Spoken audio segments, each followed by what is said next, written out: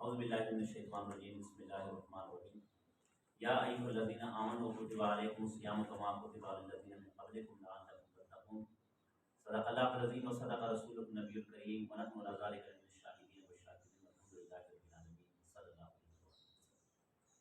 कुरान मजीद फुरक़ान हमीद में अल्लाह रब्बुल इज़्ज़त फरमाते हैं कि ऐ ईमान वालों, हमने आप पर रोज़े फ़र्ज़ किए और आपसे माक़बल जो उम्मतें थी उन पर भी हमने रोज़े फ़र्ज़ किए। और क्यों किए? लअल्लकुम तत्तक़ून, ताकि तुम परहेज़गार बन जाओ।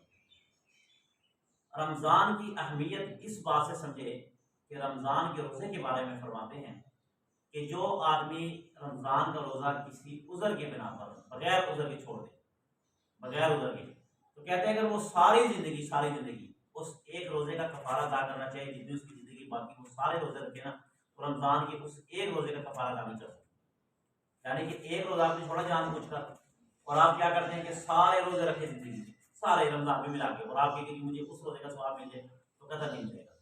क्योंकि रमज़ान और गैर रमज़ान में फ़र्क है। रमज़ान में यह है कि नबी पाक ने फरमाया कि आपकी नेकियां 70 गुना तक बढ़ जाती हैं, डबल हो जाती हैं, और आपकी नेकियों से बढ़ जाती हैं। और रमज़ान में ये होता है कि अल्लाह रब्बुल इज़्ज़त की बरक़ात खास नाज़िल हो जाती है, खास यानी कि हर चीज़ में खास हो जाती है। नमाज़ पढ़ते हैं उसमें भी बरकतें, सहरी करते उसमें भी बरकतें, अफ्तारी करते उसमें बरकतें, तरावी पढ़ते हैं उसमें भी बरकतें, यानी कि बरकत ही बरकत होती है। और सबसे बड़ी बात कि जो बंदा रोज़ा रखता है उसकी जिस्म में बरकत आ जाती है। कुदरत का करिश्मा है। ये रोज़ा जो हम पर फ़र्ज़ किया गया है, इसके पीछे जो लॉजिक है वो ये है कि इंसान है, इंसान इसके जिस्म के अंदर कुछ फालतू मादे पैदा हो जाते हैं, फालतू मादे। और जो फालतू मादे पैदा हो जाए तो वो अटैक करते हैं इंसान को 3 चीज़ों पर। नंबर 1 दिल के अटैक, नंबर 2 फालिज का अटैक, नंबर 3 कैंसर। ये 3 बड़ी बड़ी बीमारियां अल्लाह ताला से महफूज फरमाए। ये 3 बीमारियां बंदे को लाहिक हो सकती है।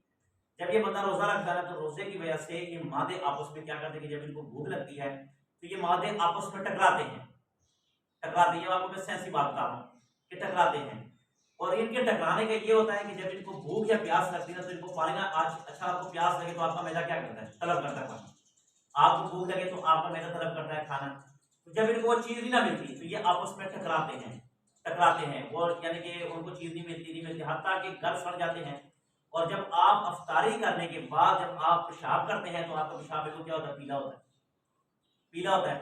और दूसरी बात, 12-1 बजे के करीब अपने मुंह के आगे हाथ रखें, ऐसे करके ऐसे हवा निकाले अपने मुंह से और उसको ना सूंघ कर देखें कितनी बदबू आ रही होगी। पता है वो क्या? वो आपके मादा जो सड़ रहे हैं ना, वो सड़ रहे हैं, वो निकल रही होती है।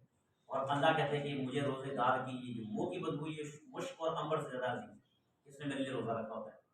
तो रमज़ान मुबारक का महीने की ज़रा एहतराम कौन करेगा? मुसलमान करेगा। 2-3 ऐसे उज़र है कि इसमें आप रोज़ा छोड़ सकते हैं कि आप शदीद बीमार हो, शदीद बीमारी से बड़ा क्या मुराद है? मतलब सिर्फ हल्का सर दर्द हो आप रोज़ा छोड़ सकते हैं, ऐसे ही है ना। शदीद बीमार, शदीद ऐसे बीमार है कि एक आदमी को ऐसे बीमार हो गए तो उसके लिए बेचारे उठना बैठना उसके लिए मुश्किल है, उठना बैठना उसके लिए मुश्किल है। ऐसा शदीद बीमार हो कि उसको बार बार उसको पेचेस लगे हुए। एक जो मामूली जो पेचेस होते हैं ना, इस पर रोज़ा नहीं छोड़ सकते। मामूली बास पेचेस ऐसे होते हैं कि वो इंसान के पानी को खत्म कर देता है, इंसान बिल्कुल सूखा हो जाता है, उसका रंग पीला पड़ जाता है, उस पर आप रोज़ा छोड़ सकते हैं। या सफ़र हो, मगर आजकल के सफ़रों में मैं कहता हूँ कि रोज़ा ना छोड़ें, क्योंकि आज जदीद हो रहा है। आप जिस गाड़ी में बैठते हैं एसी होता है, एसी में बैठ जाते हैं तो उसमें भी रोज़ा नहीं छोड़ सकते। पहले दौर के लिए इसलिए सफ़र का कहा गया कि आप रोज़ा छोड़ सकते हैं, वो पैदल सफ़र होते थे। और दूसरा वो घोड़ों पर, ऊँटों पर या गधों पर सफ़र होता था। जाहिर बात है कि जब आप धूप में चल रहे हैं घोड़ों पर या ऊँटों पर या गधों पर या पैदल, तो उसमें क्या होती थी? प्यास लग जाती थी। तो शरीयत ने कहा कि रोज़ा छोड़ सकते, इसके अलावा वही रोज़ा नहीं छोड़ सकते।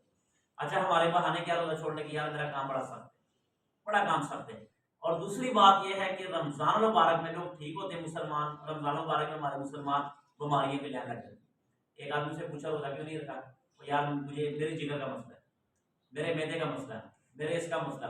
हालांकि यकीन माने अट्टे कट्टे जब ये यार लोग खा रहे हो या कोई अफ्तारी करवाए तो ये लोग सबसे पहले फ्रंट सीट पे पहुंच जाते हैं।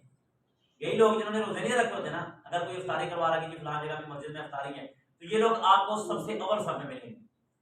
अच्छा, इन्होंने रोजे भी नहीं रखने, और जब ईद की नमाज हो ये तो फ्रंट सीट में बैठ के जो मौलाना साहब तकरीर कर रहे हैं उनके सामने बैठेंगे, और बड़ा वीआईपी कॉटन का सूट उन्होंने पहना होगा, बड़ा सूट पहना होगा। भाई सूट पहनने से, आगे बैठने से ये रोजे माफ नहीं होंगे।